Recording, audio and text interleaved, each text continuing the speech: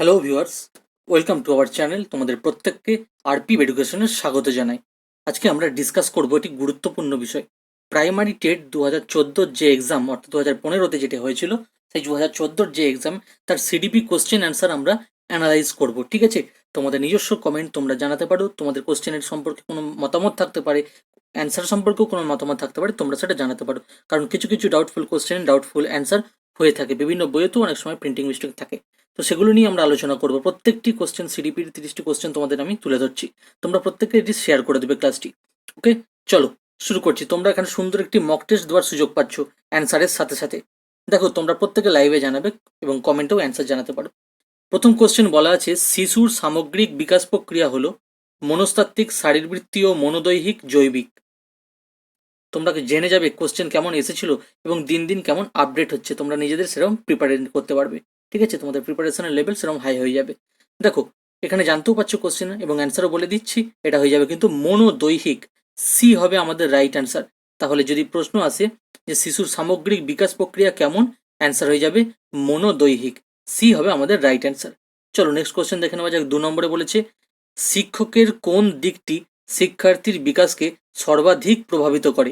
শিক্ষকের বয়স, শিক্ষকের লিঙ্গ, শিক্ষকের শিক্ষাগত যোগ্যতা, নাকি শিক্ষকের সঙ্গে শিক্ষার্থীর সম্পর্ক? শিক্ষকের কোন দিকটি শিক্ষার্থীর বিকাশকে সর্বাধিক প্রভাবিত করে?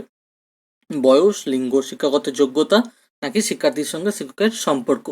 এটা দেখিয়ে আমরা বুঝতে পারছি অ্যান্সার হবে ডি, তিনটে হবে না। ঠিক আছে, সর্বাধিক প্রভাবিত করে শিক্ষকের সঙ্গে শিক্ষার্থীর সম্পর্ক। ঠিক আছে, তো শিক্ষার্থীর সঙ্গে শিক্ষকের সম্পর্কটা যেন ভালো হয়, আমরা কথাতেই বলি, তাই এটি সর্বাধিক প্রভাবিত। 3 নম্বরে দেখে নাও গুরুত্বপূর্ণ কোশ্চেন।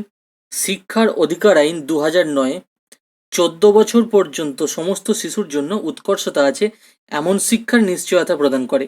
কোন আইন? শিক্ষার অধিকার আইন 2009। যেমন শিক্ষার অধিকার আইন আমরা কিছু দিন আগেও আমরা পেয়েছি, কয়েক মাস আগে নতুন একটা। তো এখানে শিক্ষার উৎকর্ষতা বলতে বোঝায় ব্যয়বহুল টিএলএম এর ব্যবহার, মুখস্থ বিদ্যা, শ্রেণীকক্ষের সঙ্গে বাস্তব জগতের বা পরিবেশের সঙ্গে সম্পর্ক স্থাপন, নাকি চাপিয়ে দেওয়া শৃঙ্খলা। কোশ্চেনের লেভেলটা তোমরা বুঝতে পারছো। তোমাদেরকে এইভাবে প্রস্তুত থাকতে হবে, খুব কঠিন করতে হবে না, কিন্তু একটু খুঁটিয়ে জাস্ট দেখে নিতে হবে। বলছি, তাহলে আমরা জানতে পারছি এখানে প্রথমত শিক্ষার অধিকার আইন 2009, সেখানে 14 বছর বয়স পর্যন্ত সমস্ত শিশুর জন্য উৎকর্ষতা আছে এমন শিক্ষার নিশ্চয়তা প্রদান করে। কোন আইনে? শিক্ষার অধিকার আইন 2009, এটাও আমরা জেনে যাচ্ছি। আর এখানে শিক্ষার উৎকর্ষতা কি সেটাও জেনে যাচ্ছি। অপশন হবে 3-এর সি। শ্রেণীকক্ষের সাথে বাস্তব জগতের বা পরিবেশের সঙ্গে সম্পর্ক স্থাপন ছিল এই আইনের উদ্দেশ্য। শুধু এই আইনের উদ্দেশ্যই নয়, এটা এই টপিকের অপশনগুলোর মধ্যে এটাই কাজে লাগছে, কার্যকরী হচ্ছে। উৎকর্ষতা বলতে কিন্তু এটাই বোঝায়। আমরা 2009-এর আইনের সম্পর্কেও কিছুটা জেনে গেলাম। এবার দেখো, ডিসকাস করে দিলাম। 4 নম্বরে বলেছে, কোন বিষয়ের বা কোনো বিষয়ের মনে রাখা বা ভুলে যাওয়া এটি নির্ভর করে ব্যক্তির চাহিদা বা তাগিদের উপর। এটা বলে দেওয়া হয়েছে যে কোনো বিষয়ের মনে রাখা বা ভুলে যাওয়া নির্ভর করে ব্যক্তির চাহিদা বা তাগিদের উপর। কিন্তু এটিকে সংজ্ঞাটা কি, এটিকে কি বলা হয়? এটিকে বলা হয় পশ্চাদমুখীবাদ, প্রক্ষোভমূলক স্মৃতিভ্রষ্টতা, নিউরোজেনিক স্মৃতিভ্রষ্টতা, পূর্বশিক্ষণ প্রতিবন্ধবাদ। কোনো বিষয়ের মনে রাখা বা ভুলে যাওয়া নির্ভর করে ব্যক্তির চাহিদা বা তাগিদের উপর, ব্যক্তির চাহিদা বা নিউরোজেনিক স্মৃতিভ্রষ্টতার উপরে। ঠিক আছে, এটা নিউরোলজি, আমরা বলি না অনেকে নিউরোর সমস্যা, নির্ভর করে ব্যক্তির চাহিদা বা তাগিদের উপরে যেহেতু আছে, তাই এটি আমরা এখানে করে দিতে পারি অ্যান্সার নিউরোজেনিক স্মৃতিভ্রষ্টতা। কিন্তু বিভিন্ন জায়গায় ডাউটফুল কোশ্চেন অ্যান্সার আছে। তোমাদের নিজস্ব যদি মতামত থাকে বা কারোর যে এক্সাম দিয়ে থাকো তোমাদের এই এক্সামটি, তাহলে তোমরাও তোমাদের মতামত জানাতে পারো। বহু জায়গায় বহু মতবাদ কিন্তু ভুল অ্যান্সার প্রমাণিত হচ্ছে। তো দেখো, এরপর তোমাদের একটি কোশ্চেন রেখেছি, এটা এইচডি। ঠিক আছে, যারা আগে ক্লাস করেছো বা আগের পরীক্ষাটি দিয়েছো তারা অ্যান্সারটি জানাতে পারো, বা তোমরা নিজেরা প্রত্যেকে চেষ্টা করতে পারো। ব্যক্তির বিকাশ নির্ভর করে নিম্নলিখিত 4টির মধ্যে যে কোনো 2টি উপাদানের উপর নিচের কোনটি সবচেয়ে উপযুক্ত? বংশগতি, পরিবেশ, ভাষাজ্ঞান, নাকি কল্পনা শক্তি? ঠিক আছে, এবার অপশনগুলো দেখে নি। এক, এতে আছে 1 ও 2, বিয়েতে আছে 1 ও 3, তিনেতে আছে 2 ও 3, ডিএতে আছে 2 ও 4। বলছে ব্যক্তির বিকাশ নির্ভর করে নিম্নলিখিত 4টির মধ্যে যে 2টি উপাদান সব থেকে বেশি উপযুক্ত। এই 4টির মধ্যে 2টি উপাদান সব থেকে বেশি উপযুক্ত, সেইগুলো কি আমি তোমাদের ক্লাসে করিয়েছি। আশা রাখবো সেটা তোমরা করতে পারবে। কিছুদিন আগে আমি অ্যান্সারটি বলে দিয়েছি, সেই কারণে তোমাদের হোম টাস্ক রইল। এটারও অনেক ডাউটফুল কোশ্চেন অ্যান্সার কিন্তু। ঠিক আছে, তো অ্যান্সার এখানে ডবল ডবল আছে, 1 ও 2, 2 1 ও 3, 2 ও 3 নাকি 2 ও 4? যেহেতু দুটো করে বলেছে, দুটি কোন দুটি, তাই এখানে দুটো অপশন হবে। তোমরা অ্যান্সারটি জানাবে। এরপর আমরা প্রত্যেকটি বলে দেবো। 6 নম্বরে, বোর্ডের ওপর লেখা ও আঁকার ক্ষমতা একজন শিক্ষকের জন্য প্রয়োজনীয়, যা নিম্নলিখিত একটি দক্ষতার সঙ্গে জড়িত। সেটা কি দক্ষতা? আবেগগত দক্ষতা, মনোদৈহিক দক্ষতা, জ্ঞানমূলক দক্ষতা নাকি উপরের সবকটি? বোর্ডের ওপর লেখা বা আঁকার ক্ষমতা একজন শিক্ষকের জন্য প্রয়োজনীয়, সেটি কিরকম দক্ষতা? সেটি হয়ে যাবে কিন্তু মনোদৈহিক দক্ষতা। বি হবে আমাদের রাইট অ্যান্সার। নেক্সট দেখে নাও 7 নম্বরে, একজন অপসঙ্গতিপূর্ণ শিশুর মধ্যে কোন বৈশিষ্ট্যটি পরিলক্ষিত হয় না? আমি যতদূর সিডিপির কোশ্চেন দিয়েছি তার মধ্যে সব থেকে বেশি কোশ্চেনে দেখবে না, নয় ইত্যাদি কোশ্চেনগুলো বেশি দেওয়া আছে, তুলে ধরা আছে। তার কারণ এইরকম বিগত দিনে এসেছিল, বেশিরভাগ কোশ্চেন নয় বা না দিয়ে তোমরা লক্ষ্য করতে পারবে। তো বলছে মানুষ ও পরিবেশের প্রতি ধ্বংসাত্মক ব্যবহার, অন্তর্মুখিতা, ভীরুতা নাকি সঠিকভাবে অন্যের প্রশংসা করা, কোনটি পরিলক্ষিত হয় একজন অপসঙ্গতিপূর্ণ শিশুর মধ্যে? তাহলে এখানে শিশুর বৈশিষ্ট্যটাও আমাদের পড়ে নিতে হবে, কারণ অপসঙ্গতিপূর্ণ শিশুর বৈশিষ্ট্যের মধ্যে কিন্তু সঠিকভাবে অন্যের প্রশংসা করাটাই পরিলক্ষিত হয় না। যেহেতু এখানে হয় না বলেছে, তাই অ্যান্সার হবে ডি। ঠিক আছে, এই তিনটে কিন্তু আলাদা, তিনটে হচ্ছে পরিলক্ষিত হয় আর হয় না বলেছে সঠিকভাবে অন্যের প্রশংসা করা, কারণ যে শিশুটি কিন্তু অপসঙ্গতিপূর্ণ শিশু, তাই সে সঠিকভাবে অন্যের প্রশংসা করতে পারবে না। 8 নম্বরে দেখো, তাড়নার বৈশিষ্ট্য হিসেবে কোনটি উপযুক্ত নয়? দেখতে পাচ্ছ আবার দিয়েছে নয় দিয়ে। এটি হলো এমন এক শক্তি যা শরীরের সঞ্চালনায় সাহায্য করে, এটি শরীরের সুনির্দিষ্ট লক্ষ্য অভিমুখী আচরণ, এটি মানব প্রকৃতিতে ক্ষোভ সৃষ্টি করে, এটি শরীরের অভ্যন্তরীণ টিস্যুর অবস্থা যা শক্তি যোগায় এবং অবশেষে কর্মে নিযুক্ত করে। তাড়নার বৈশিষ্ট্য হিসেবে কোনটি উপযুক্ত নয়? তাই রাইট অ্যান্সার এখানে হয়ে যাবে কিন্তু তোমরা লক্ষ্য করো 8 নম্বরে ডি হবে আমাদের রাইট অ্যান্সার।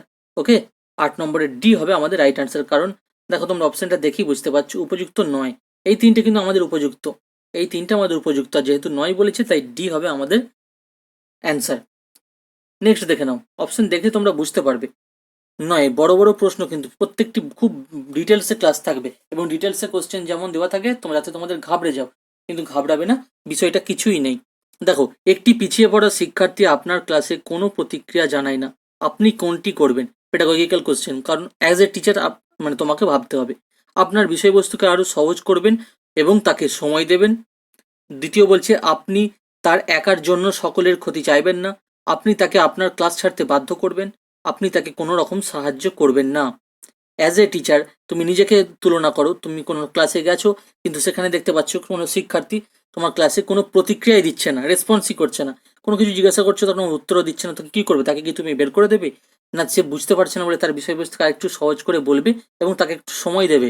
আশা করি এটিই হবে, তাই এ হবে আমাদের রাইট অ্যান্সার। 10 নম্বরে বলেছে, নিচের কোনটি মনোযোগের একটি সাধারণ বৈশিষ্ট্য? এটি একটি মানসিক ক্ষমতা, এটি কোনো একটি বিষয়কে কেন্দ্র করে দীর্ঘ সময় স্থির থাকে না, এটি এক বিষয় থেকে অন্য বিষয়ে স্থানান্তরিত হয় না, নাকি কোনোটিই নয়? মনোযোগের একটি সাধারণ বৈশিষ্ট্য, মনোযোগ মানে হচ্ছে কোনো একটি বিষয়কে চট করে আমরা পড়ছি যখন, সেই বিষয়কে কেন্দ্রীভূত করা, সেই বিষয়টাকে নিয়ে কিছুক্ষণ ভাবা, তখন আমরা অন্য কোনো দিকে কিন্তু লক্ষ্য দিই না, কারণ মনোযোগটা একাগ্রতাটা একদিকেই হয়ে থাকে, তাই এটি এক বিষয় থেকে অন্য বিষয়ে স্থানান্তরিত হয় না, মনোযোগটা কেন্দ্রীভূত হয় একটি বিষয়ই। সি হবে সঠিক উত্তর। 11 দাগে বলেছে, নিম্নলিখিত ধারণাগুলির মধ্যে কোনটি পেঁয়াজের জ্ঞানমূলক বিকাশের সঙ্গে যুক্ত নয়? আবার বলেছেন নয়, যেটি নয় সেটি বলতে হবে। অ্যাসিমিলেশন, এটা তোমরা পারবে, আমি পেঁয়াজের তত্ত্বটা বলে দিয়েছি সেদিনে। অ্যাসিমিলেশন, অ্যাকোমোডেশন, অ্যাসোসিয়েশন নাকি স্কিমা? নিম্নলিখিত ধারণাগুলির মধ্যে কোনটি পেঁয়াজের জ্ঞানমূলক বিকাশের সঙ্গে যুক্ত নয়? যেহেতু নয় বলেছে, তোমরা সেদিনে অ্যাসিমিলেশন পড়েছো, তোমরা সেদিনে পেয়েছো কি অ্যাকোমোডেশন পেয়েছো, তিনটে পার্ট পেয়েছিলে 3-4টের মতো, তার মধ্যে গুরুত্বপূর্ণ ছিল স্কিমা, অ্যাকোমোডেশন, অ্যাসিমিলেশন, ছিল না শুধু অ্যাসোসিয়েশন। তাই সি হবে রাইট অ্যান্সার। কেন সি হবে? কারণ বিকাশের সঙ্গে যেটি যুক্ত নয় সেটিই করতে হবে অ্যান্সার, তাই অ্যাসোসিয়েশন যুক্ত নয়, অ্যাজ ইউজুয়াল সেটা সি হবে রাইট অ্যান্সার। 12 নম্বরে কি বলেছে, নিচের কোনটি শিখন প্রক্রিয়ার সঙ্গে সব থেকে কম সম্পর্কযুক্ত? লেস সম্পর্কযুক্ত, ঠিক আছে, লেস রিলেটিভ মানে কম সম্পর্কযুক্ত কোনটি? পাঠ্যক্রম, শিক্ষক শিক্ষিকা, পরিবেশ নাকি সহযোগিতা? এই চারটির মধ্যে কোনটি শিখন প্রক্রিয়ার সব থেকে কম সম্পর্কযুক্ত? রাইট অ্যান্সার হয়ে যাবে বি, শিক্ষক শিক্ষিকা, কারণ শিখন প্রক্রিয়ায় পাঠ্যক্রমও লাগে, পরিবেশ সম্পর্কেও জ্ঞান লাগে এবং সহযোগিতাও লাগে। এবং শিক্ষক শিক্ষিকা যে লাগে না তা নয়, কম সম্পর্কযুক্ত। শিক্ষণের ক্ষেত্রে লাগে, অবশ্যই লাগে। তাই অ্যান্সার হয়ে যাবে বি। অনেকের ক্ষেত্রে এখানে কিন্তু আদার্স কোশ্চেন অ্যান্সার করে, দেখা যাক কে কেমন অ্যান্সার ঠিক করে। কারণ বিভিন্ন মানে তোমার সাইকোলজিক্যাল থট নিয়ে কিন্তু বিভিন্ন মানুষ বিভিন্ন মতবাদ রাখেন। অ্যান্সার কিন্তু পেডাগজিক্যাল খুব গায়াগাই হয়, এই জন্য কোশ্চেনের মধ্যে প্রত্যেকটা মানুষের বিভিন্ন মতবাদ তৈরি হয়ে যায়। তোমরা নিজেদেরই মধ্যে কমেন্ট সেকশনে দেখবে আলাদা আলাদা অ্যান্সার। একজন শিক্ষক শিক্ষিকা তার শিক্ষার্থীদের মূল্যায়নে তখনই সফল হবেন যখন তিনি কঠোর হবেন, ক্ষমাশীল ও নমনীয় হবেন, নৈর্ব্যক্তিক হবেন, দ্রুত তৎপর হবেন। খুব ভালো কোশ্চেন, একটু বড় করে দেখাচ্ছি। একজন শিক্ষক শিক্ষিকা তার শিক্ষার্থীদের মূল্যায়নে বলেছে, লক্ষ্য করো, পড়ানোর সময় নয়, মূল্যায়নে তখনই সফল হবেন যখন তিনি কি হবেন, অ্যান্সার হয়ে যাবে নৈর্ব্যক্তিক। নৈর্ব্যক্তিক, যখনই তিনি নৈর্ব্যক্তিক হবেন তখনই তিনি মূল্যায়নে সফল হবেন শিক্ষক শিক্ষিকারা। নেক্সট 14 নম্বরে বলেছে উন্নত টিএলএম এর হওয়া উচিত কেমন। টিএলএম মানে কি তোমরা জানো? তোমরা কমেন্টে জানাতে পারো। টিচিং লার্নিং ম্যাটেরিয়াল, ঠিক আছে? যারা বিএড ডিএলএড করেছে তারা তো জানোই। উন্নত টিএলএম এ হওয়া উচিত ব্যয়বহুল ও আকর্ষণীয়, ব্যয়বহুল ও প্রাসঙ্গিক, ন্যূনতম ব্যয় সাপেক্ষ প্রাসঙ্গিক, ওপরের কোনোটিই নয়। তোমরা বিএড এর ক্ষেত্রে বা ডিএলএড এর ক্ষেত্রে পড়ে থাকবে টিএলএম, টিচিং লার্নিং ম্যাটেরিয়ালস, ঠিক আছে? সেই ম্যাটেরিয়ালস কিন্তু খুব মানে দামি হতে হবে এমন ব্যাপার নয়, তোমরা বইতে পড়বে টেক্সট বইয়ে, কিন্তু তাতে অবশ্যই তাকে প্রাসঙ্গিক হতে হবে। প্রাসঙ্গিকটা হতেই হবে, তার সঙ্গে কম ব্যয় সাপেক্ষ অর্থাৎ ন্যূনতম ব্যয় সাপেক্ষ হতে হবে। কারণ অতিরিক্ত খরচ করার কোনো ব্যাপার নেই, যেগুলো প্রাসঙ্গিক কম ব্যয় সাপেক্ষ সেগুলো দিয়েই উন্নত টিএলএম হওয়া উচিত, ঠিক আছে? নেক্সট দেখো, কারণ প্রত্যেকটা বিষয়ের টিএলএম কত দামি দামি হবে, কারণ না, তাই না? সেই কারণে সি হবে রাইট অ্যান্সার। 15 দাগে দেখো, নিচের মধ্যে কোন জন অর্থাৎ কে প্রথম চিরাচরিত প্রচলিত মৌখিক শিক্ষা ব্যবস্থার বিরোধিতা করেন? রুসো, ফ্রয়েবেল, হারবার্ট নাকি প্লেটো? রুসো, ফ্রয়েবেল, হারবার্ট নাকি প্লেটো, নিচের মধ্যে কোন জন অর্থাৎ কোন মানুষ চিরাচরিত যে মৌখিক শিক্ষা ব্যবস্থার বিরোধিতা করেছিলেন? রাইট অ্যান্সার হয়ে যাবে এ, রুসোই প্রথম বিরোধিতা করেছিলেন। কারণ এখানে প্রথম বলা আছে কোনজন প্রথম চিরাচরিত প্রচলিত মৌখিক শিক্ষা ব্যবস্থার বিরোধিতা করেন, তাই অ্যান্সার হয়ে যাবে রুসো। এ হবে সঠিক অ্যান্সার। 16 নম্বরে বলেছে নিম্নলিখিতের মধ্যে কোনটি থর্নডাইকের প্রচেষ্টা ও ভ্রম সংশোধন শিখন তত্ত্বের সূত্র নয়? দেখছো প্রত্যেকটা কোশ্চেনের শেষে শুধু নয় যোগ করে দিয়েছে, সবটা পড়বে না, যেটা হয় সেটাই অ্যান্সার করে দেবে ভুল করে। বলেছে প্রচেষ্টা ও ভুল সংশোধন বা ভ্রম, আমরা বলেছি প্রচেষ্টা ও ত্রুটি, প্রচেষ্টা ভুল, প্রচেষ্টা ও ভ্রম সংশোধন শিখন একই ব্যাপার। তা সেইগুলো হচ্ছে তার মধ্যে কোনটি নয়? অনুশীলন, ফললাভ, প্রস্তুতি নাকি প্রয়োগ? বুঝতেই পারছো, অনুশীলনও থাকবে, তার মধ্যে প্রস্তুতি থাকবে, তার মধ্যে ফললাভ থাকবে, এই তিনটে থাকবে। আর যেহেতু নয় বলেছে তাই অ্যান্সার হবে ডি, প্রয়োগের সূত্রটি নয়। ডি হবে রাইট অ্যান্সার। 17তে কি বলেছে? বিশেষ শিক্ষামূলক চাহিদা সম্পন্ন শিশুদের শিক্ষার জন্য আধুনিক দৃষ্টিভঙ্গি হলো তাদেরকে নিম্নলিখিতর মধ্যেগুলির মধ্যে কোন একটিতে বা কোনো একটিতে তাদের শিক্ষা ব্যবস্থায় শিক্ষায় বন্দোবস্ত করা। অর্থাৎ বিশেষ যে চাহিদা শিক্ষামূলক বা বিশেষ শিক্ষামূলক যে চাহিদাপূর্ণ শিশু আছে তাদের শিক্ষার জন্য কোন বিদ্যালয়টি এখানে হবে? তাদের শিক্ষার কীরকম বন্দোবস্ত করা দরকার? বিশেষ বিদ্যালয়, সমন্বয় বিদ্যালয়, অন্তর্ভুক্ত বিদ্যালয় নাকি উপরের কোনোটিই নয়? রাইট অ্যান্সার কি হয়ে যাবে? রাইট অ্যান্সার হয়ে যাবে ইনক্লুসিভ বা অন্তর্ভুক্তিমূলক বা অন্তর্ভুক্ত বিদ্যালয়। তোমরা ধীরে ধীরে পড়বে, আমাদের ক্লাসে ডিসক্রিপটিভ ক্লাস তো হচ্ছে, প্লাস এমসিকিউ সলভ হচ্ছে, ইনক্লুসিভ ক্লাস তোমরা সেখানে পাবে। এই যে ইনক্লুসিভ এডুকেশন, অন্তর্ভুক্তিমূলক বিদ্যা, অন্তর্ভুক্তিমূলক শিক্ষালয় ইত্যাদি সম্পর্ক তোমরা আস্তে আস্তে জানতে পারবে। 18, তোমরা অনেকেই জানো কিন্তু ক্লাসগুলো তোমরা পাবে আমাদের চ্যানেলে, অলরেডি অনেক ক্লাস হচ্ছে, প্রত্যেকটা থিওরি ক্লাস এবং এমসিকিউ সলভ করা হচ্ছে সঙ্গে সঙ্গে। যদি কোনো শিক্ষার্থী আপনার ক্লাসে অংশগ্রহণ না করে আপনি কি করবেন? তার অনুপস্থিতির জন্য তাকে দোষারোপ করা উচিত, আধুনিক যুগের শিক্ষার্থীদের মনোভাবের কথা ভেবে চুপ করে থাকা উচিত, শিক্ষাদানের ক্ষেত্রে কিছু মনোগ্রাহী পদ্ধতি অবলম্বন করা উচিত, কারণটি জেনে তা নির্মূল করা উচিত। অ্যাজ এ টিচার তোমরা কি করবে বলো? কোনো শিক্ষার্থী যদি তোমার ক্লাসে অংশগ্রহণ না করে তুমি কি করবে? তুমি কি তোমার করা উচিত কি? তোমার করা উচিত কারণটি জেনে তা নির্মূল করা উচিত। ডি হবে রাইট অ্যান্সার।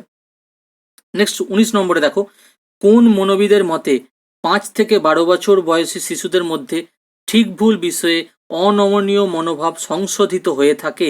তাহলে বলছে কোন মনোবিদ বলেছেন যে 5 থেকে 12 বছর বয়সী শিশুদের মধ্যে অনমনীয় মনোভাব সংশোধন হয় বা সংশোধিত হয়ে থাকে?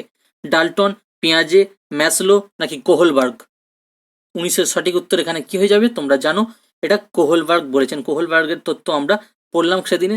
কারণ ঠিক ভুল এই যে আমরা একটা আলোচনা করছিলাম, ঠিক কোহলবার্গের তত্ত্ব যারা ক্লাস করেছে তারা জানো কোনটি ঠিক কোনটি ভুল, কোন পর্যায়ে তারা মনের মধ্যেই সংশোধন আসবে। তারা ক্লাসটি করেনি, অবশ্যই করে নেবে। এটা রাইট অ্যান্সার হয়ে যাবে কোহলবার্গ, ডি হবে রাইট অ্যান্সার 19-এর। 20 নম্বরে বলেছে শিক্ষা লাভের প্রথম উৎস কোনটি? Very easy question. প্রাথমিক বিদ্যালয়, যেখানে শিশু লিখতে পড়তে শেখে। গৃহ সমাজের মৌলিক উপাদান, যে কর্তৃপক্ষ শিক্ষা ব্যবস্থার নিয়ন্ত্রক, নাকি খেলাধুলার মাধ্যমে শিক্ষা পদ্ধতি? এটা অনেকে ভুল করে ডি করে দেয়, ডি কিন্তু হবে না। শিক্ষা লাভের প্রথম উৎস, একজন নবজাতক ধীরে ধীরে যখন শিখছে, তার প্রথম উৎস কোথায়? তার প্রথম শিক্ষা কিন্তু মায়ের কাছে, অর্থাৎ গৃহের কাছে। গৃহে হচ্ছে তার গুরুত্বপূর্ণ মৌল উপাদান, তাই গৃহ সমাজের মৌল উপাদান হবে প্রথম উৎস শিক্ষা লাভের। ওকে, বি হবে রাইট অ্যান্সার। 21 নম্বরে বলেছে একটি শিশুকে সৃজনশীল বলা যায় যখন তার মধ্যে ক্ষিপ্রতা, নমনীয়তা, মৌলিকতা, উপরের সবকটি সবই থাকে। কোনটি হবে? একটি শিশুকে সৃজনশীল তখনই বলা যায় যখন তার মধ্যে থাকে ক্ষিপ্রতা, নমনীয়তা, মৌলিকতা, নাকি উপরের সবগুলি? রাইট অ্যান্সার এখানে হয়ে যাবে ডি এরটা। ঠিক আছে, ডি, উপরের সবকটি। একটা শিশুর মধ্যে ক্ষিপ্রতাও থাকবে, নমনীয়তা থাকবে, মৌলিকতা থাকবে, তবেই তো তাকে সৃজনশীল বলতে পারবো আমরা, তাই না? তাই ডি হবে রাইট অ্যান্সার। 22 নম্বরে কি বলেছে দেখো, মিশ্র সামর্থ্যের শিক্ষার্থী বিশিষ্ট শ্রেণীকক্ষে দল বিভাজনের জন্য নিম্নলিখিত কৌশলগুলির মধ্যে কোনটি আপনি গ্রহণ করবেন? অর্থাৎ মিশ্র সামর্থ্য, ধরো অনেকগুলি শিক্ষার্থী আছে, 10 জন ভালো, 10 জন খারাপ, 10 জন মধ্য, খারাপ কেউ নেই, প্রত্যেকের কম বেশি মেধা, এই জন্য মিশ্র সামর্থ্য, প্রত্যেকের সামর্থ্য মিশ্র, আলাদা আলাদা। সেই রকম শিক্ষার্থী বিশিষ্ট শ্রেণীকক্ষে ক্লাসে দল বিভাজনের জন্য নিম্নলিখিত কোন কৌশলটি আপনি অ্যাপ্লাই করবেন, গ্রহণ করবেন? শ্রেণীকক্ষকে শিক্ষার্থীদের ক্রমিক সংখ্যার ভিত্তিতে পৃথক পৃথক দলে বিভক্ত করব, অ্যাজ এ টিচার আপনাকে বলছে। ঠিক আছে, শ্রেণীকক্ষকে নিম্নলিখিত শ্রেণীকক্ষকে শিক্ষার্থীদের নিয়মিত উপস্থিতির ভিত্তিতে পৃথক পৃথক দলে বিভক্ত করব। মিশ্র সামর্থ্যের শিক্ষার্থীদের নিয়ে পৃথক পৃথক দলে বিভাজন করব, বিভাজন বলেছে। আর নেক্সট ডি নম্বরে বলেছে কেবলমাত্র অগ্রগতি সম্পন্ন শিক্ষার্থীদের নিয়ে এবং কেবলমাত্র ধীরগতি সম্পন্ন শিক্ষার্থীদের নিয়ে পৃথক পৃথক দল, অর্থাৎ কেবলমাত্র অগ্রগতি এবং কেবলমাত্র ধীরগতি সম্পন্ন, দুটো আলাদা আলাদা দলে পৃথক পৃথক দল করবেন।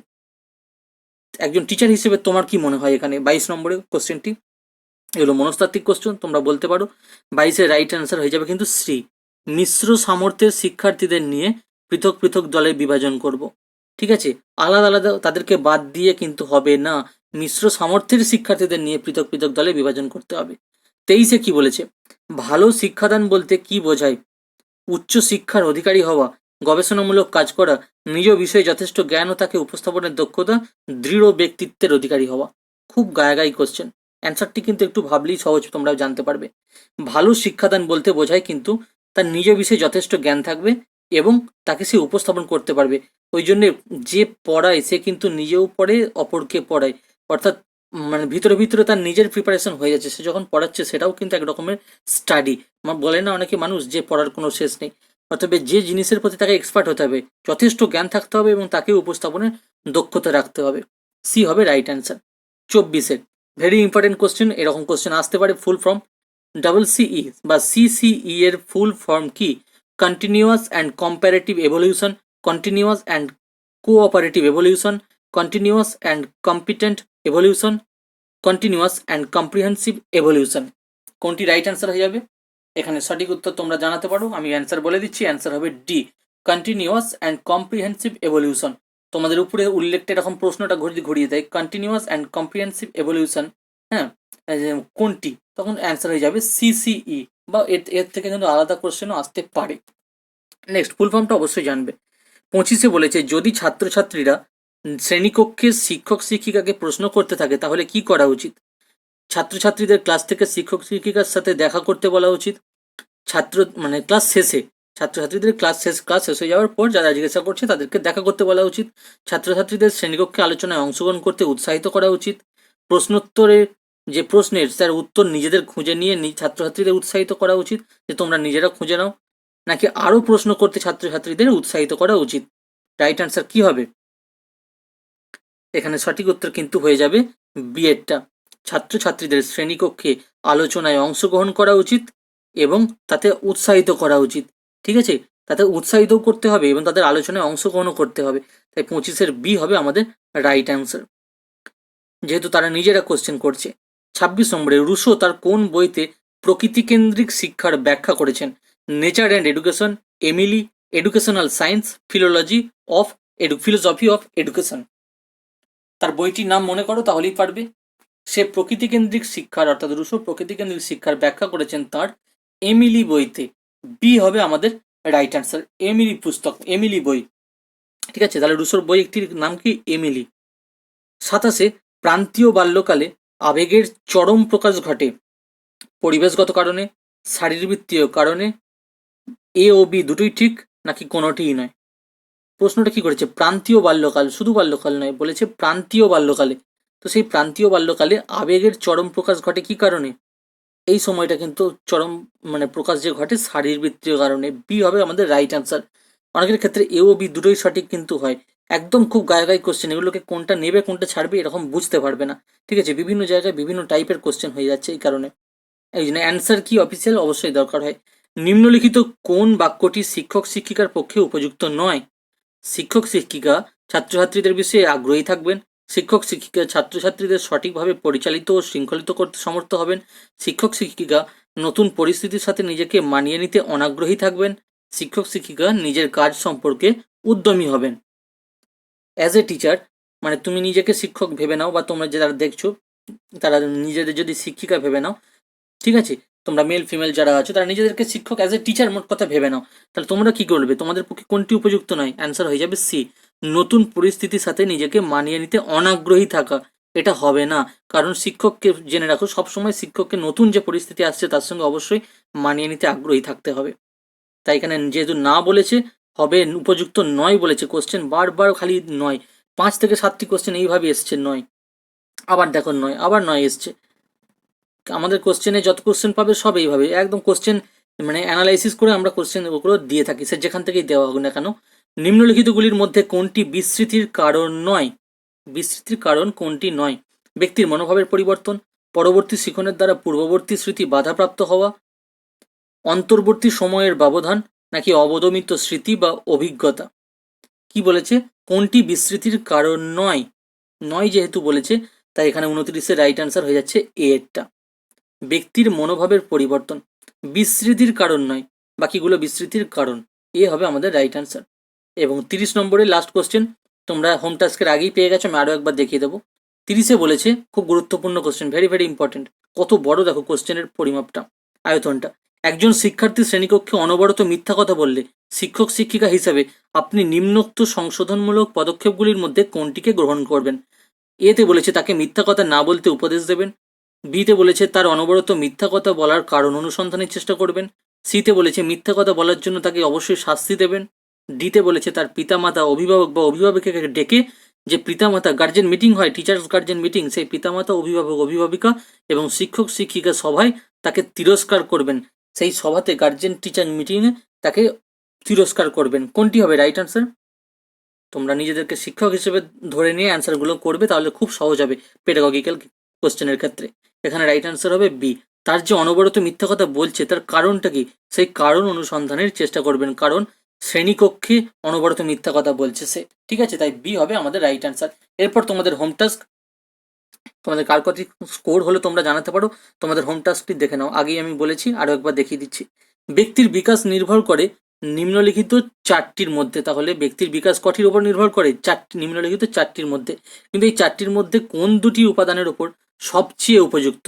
নিচের কোন দুটি সবচেয়ে উপযুক্ত? বংশগতি, পরিবেশ, ভাষাজ্ঞান, কল্পনা শক্তি। এই 4টির মধ্যে কোন পেয়ার অর্থাৎ কোন জোড়া বা কোন দুটি, জোড়া বলবো না, কোন দুটি সব থেকে উপযুক্ত? অপশন 1 ও 2, অপশন 1 ও 3, অপশন 2 ও 3, অপশন 2 ও 4।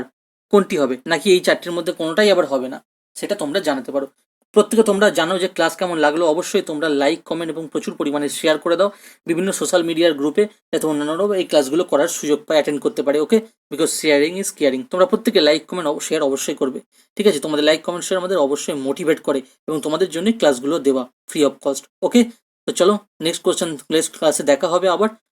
তোমরা অপেক্ষা করতে থাকো। Thank you for your time.